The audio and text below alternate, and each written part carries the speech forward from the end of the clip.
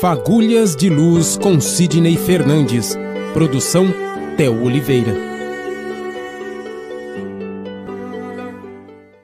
Olá, muito boa tarde. Seja bem-vindo a mais um programa Fagulhas de Luz aqui pela 87 FM, todos os dias ao meio-dia, de segunda a sexta-feira. E às 17 horas você tem a reprise no canal do YouTube Sidney Fernandes, escritor espírita. Olá, Sidney, boa tarde, uma ótima segunda para você. Boa tarde, Theo. Meu abraço a todos os nossos ouvintes. Nós estamos falando sobre o artigo de Sidney Fernandes, que tem o título de Morte Passo a Passo. Como o Sidney sempre diz, né, a morte é um assunto assim meio complicado, mas a gente procura tratar aqui com um pouco mais de delicadeza para que não seja uma coisa tão terrorística assim, e que você entenda da maneira como é para ser entendida uma situação como essa. Sidney, a pergunta para começar essa semana por que é mais difícil aceitar a morte de uma criança, Sidney? Você tem razão, Theo. O assunto morte realmente é visto assim de uma maneira sobrenatural, de uma maneira muito exacerbada, com muito medo. Nós estamos tratando desse assunto, agora estamos já no sexto artigo, na sexta parte do artigo, e nós estamos tentando passar às pessoas uma outra maneira de ver a morte, com respeito, entendendo a situação, mas, ao mesmo tempo, tentando passar essa informação que vai ser, assim, processada pelo nosso cérebro e nos deixar um pouco mais preparados para a morte nossa, de um ente querido, que realmente vai acontecer um dia, para todos nós. A sua pergunta é: por que é mais difícil aceitar a morte de uma criança? Realmente, quando falece uma pessoa que viveu muito tempo, a conformação é natural. A gente entende que aquela criatura cumpriu a sua missão e chegou o momento do seu retorno à vida espiritual. Principalmente quando a morte é precedida de um longo período de enfermidade, a resignação é natural, é quase imediata. A gente costuma dizer assim, descansou, vá em paz, que os bons espíritos possam acompanhá-lo, que você possa ser bem recebido lá na espiritualidade. Agora, não acontece isso diante da morte de crianças ou jovens, porque geralmente nós consideramos esse fato de uma forma errônea, como se, sob o ponto de vista espiritual, estivéssemos tratando de tratando de criaturas ingênuas e imaturas. E não é isso. Sob o ponto de vista espírita, nós não nascemos no momento da concepção. Nós já existíamos antes da morte, tivemos várias vidas antes da vida atual. Então é natural que algumas criaturas venham para este mundo com comprometimentos, com compromissos, com uma certa, vamos dizer assim, preparação, um planejamento determinado que nós não conhecemos. Então, pode acontecer de uma criança já vir preparada para viver durante algum tempo, ou então por provação em relação aos pais, ou ela está complementando um período anterior de suas várias existências.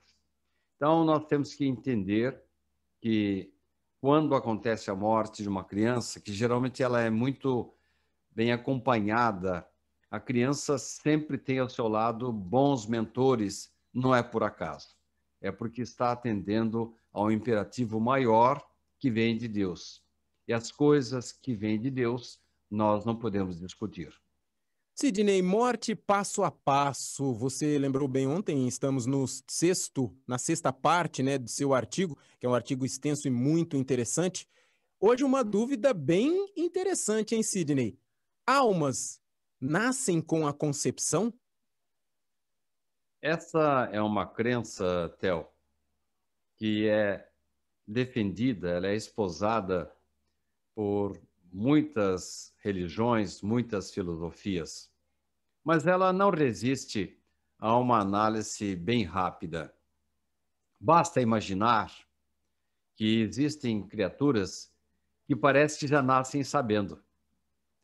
Eu tenho uma netinha que ela tem 2 aninhos, ela já está mandando mensagens pelo celular, já está tirando fotografias através do celular e tem uma facilidade danada para localizar os vídeos de que ela gosta. Com certeza, ela já nasceu assim com uma possibilidade muito superior, pelo menos a minha, que até hoje tem uma certa dificuldade de mexer com o celular. Outras provas nós temos. Criaturas como, por exemplo, Mozart, com 7 anos de idade, já estava compondo a sua primeira sinfonia. E temos aí verdadeiros gênios. Vamos tratar de uma área que você gosta muito, Theo, a área do futebol. Até hoje não surgiu um gênio maior no campo da bola, do futebol aqui do Brasil, do que Edson Arantes do Nascimento, nosso querido Pelé. Ele já nasceu sabendo. Mas, mais do que isso, ele tinha uma persistência, uma responsabilidade muito grande. Se hoje alguns jogadores falam, olha, ou eu treino ou eu jogo, Pelé não. Pelé era o primeiro que chegava na Vila Belmiro e o último que saía. Quando todo mundo parava de treinar, ele estava lá batendo faltas, treinando novas jogadas, enfim. Ele veio com um cabedal extraordinário e desenvolveu ainda mais esse cabedal. E vamos por aí afora. E por outro lado, temos criaturas que nascem com problemas sérios, criaturas que nascem, por exemplo, com síndrome de Down, ou que vivem durante pouco tempo. Ora, Deus é justo em relação a todas as criaturas que ele criou. Então, não seria justo que alguns nascessem atletas e outros deficientes. Alguns com um grau intelectual extraordinário e outros sem possibilidade até de se expressar. Alguns com uma capacidade extraordinária, como o caso de Bill Gates, e outros verdadeiros analfabetos da informática. Deus é justo. Então, nós temos experiências pretéritas, coisas que já fizemos no passado, em outras vidas, e agora estamos dando sequência à nossa jornada evolutiva. Por isso, não nascemos no momento, o nosso espírito não nasce com a concepção. Ele já nasceu há muito tempo e passa por muitas experiências. Estamos agora apenas numa nova vida e estamos trabalhando, resgatando, reparando ou aprendendo mais. A programação da 87 FM. Quero deixar aqui um convite para que você visite www.sidneyfernandes.com.br para muito mais conteúdo como esse que nós apresentamos aqui no Fagulhas de Luz, de segunda a sexta ao meio-dia e às 17 horas no canal do YouTube Sidney Fernandes, escritor espírita. Sidney, na segunda nós falamos, né, porque é difícil aceitar morte de crianças, ontem falamos sobre a concepção e hoje voltamos a abordar as crianças, Sidney. Por que as crianças morrem, Sidney? Não poderiam morrer um pouco mais já adultinhas para aquela emoção não pegar a gente tão de surpresa assim, Sidney Fernandes? Você tem toda a razão, Theo.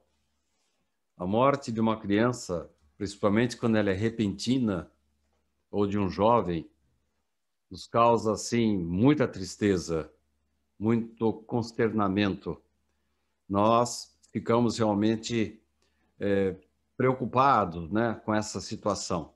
Todas as vezes que se inverte a lei natural da vida, isto é, o mais jovem morre antes que o mais velho, nós ficamos, assim, muito chateados.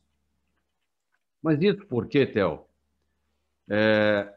A criança, a gente imagina a criança como uma criatura ingênua, que ela nasceu agora. Não, às vezes uma criança é até espiritualmente falando muito mais velha, muito mais competente.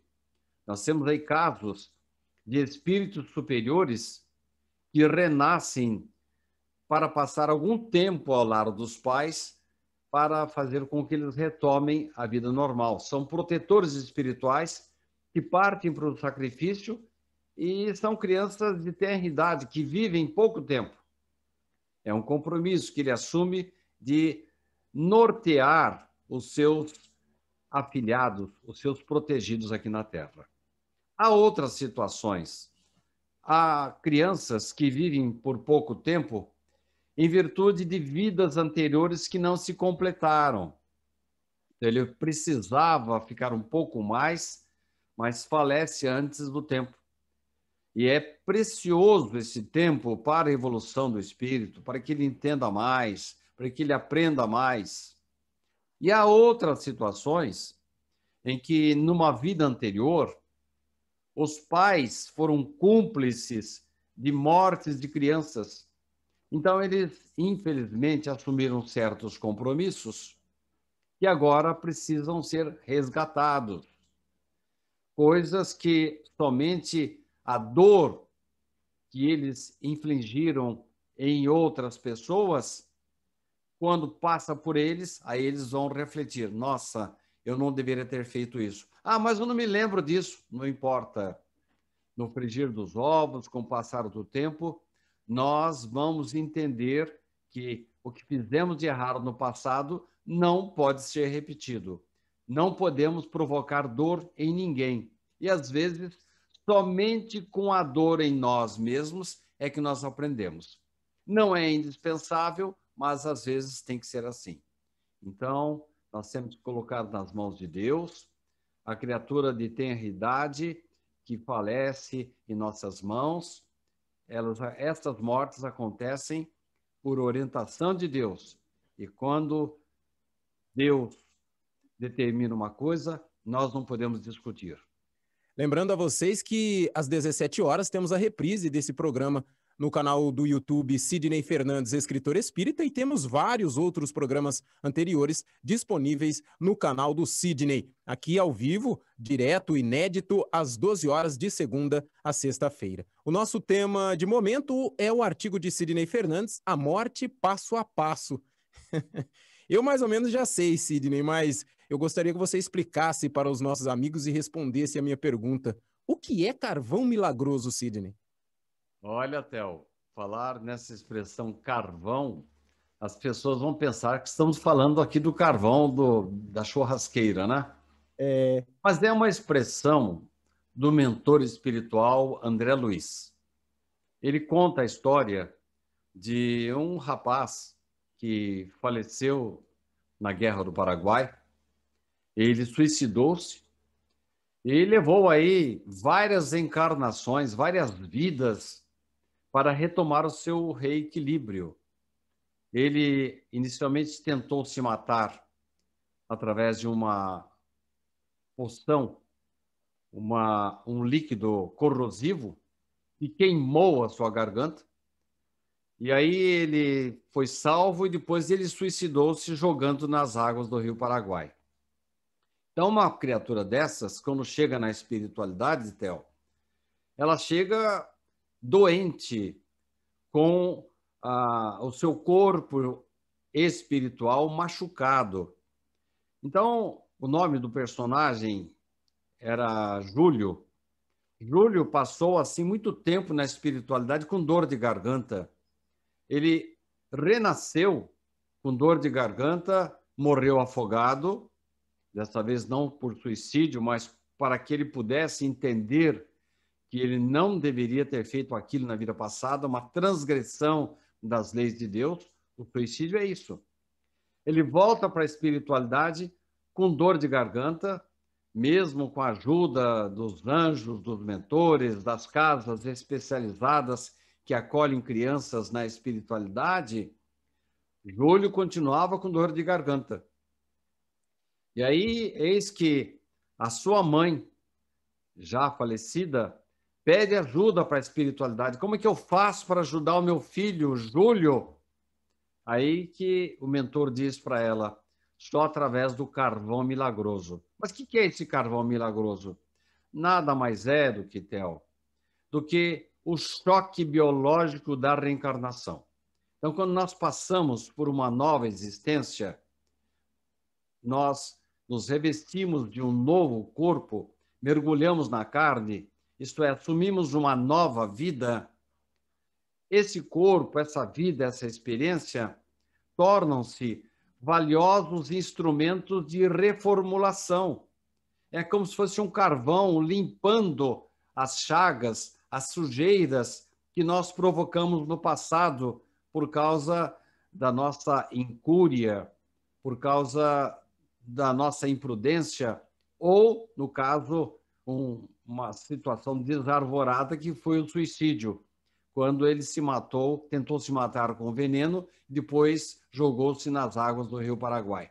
Então, o carvão milagroso nada mais é do que uma nova passagem pela vida para que essas máculas, essas manchas, essas feridas do nosso corpo espiritual possam começar a ser ajustadas, pensadas e possam, mais cedo ou mais tarde, ser eliminadas para que o indivíduo volte ao reequilíbrio.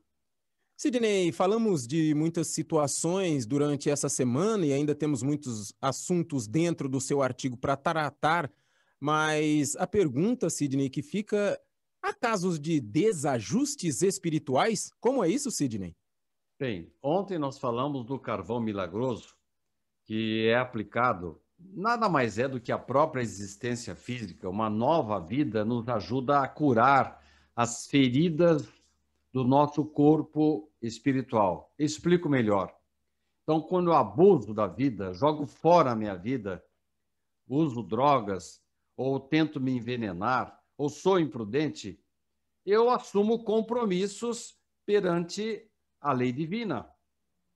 E quando eu faço isso, eu crio feridas, pontos cinzentos no meu corpo espiritual, na minha alma, para que as pessoas entendam melhor.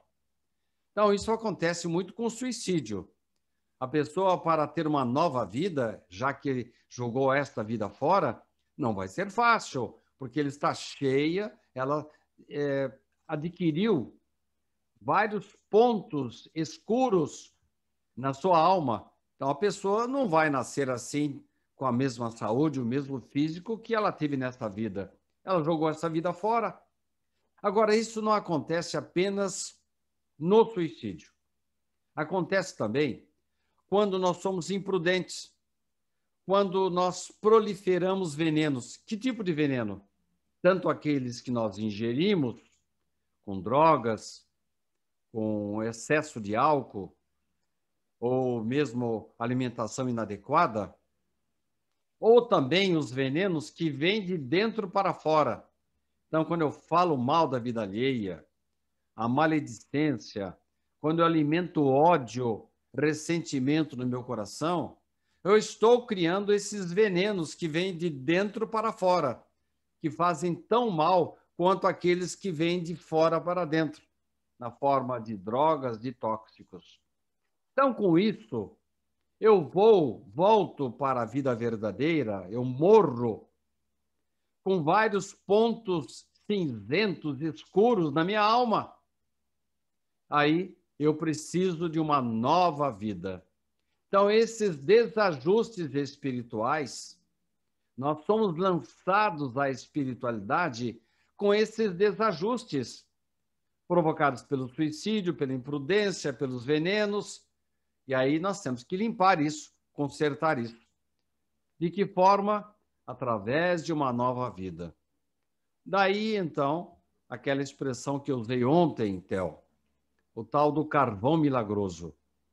A nossa vida, esse presente que Deus nos dá, não é apenas uma retomada no nosso processo evolutivo, não é apenas uma participação no concerto divino, é também uma maneira de nós limparmos as sujeiras do passado, tanto do passado desta vida, como de vidas anteriores. Então, como evitar os desajustes espirituais? Levando a sério a religião, tendo respeito em relação ao nosso corpo, evitando o excesso de álcool, a nicotina, a droga e, por outro lado, a maledicência, o ódio, o ressentimento, a desonestidade. Com isso, nós vamos limpando o nosso espírito, limpando a nossa alma, e aí voltaremos para a vida espiritual de uma maneira muito melhor. Bem, Theo, ficamos por aqui. Um bom final de semana para você, para todos os nossos ouvintes. Na segunda-feira estaremos de volta. Um grande abraço a todos.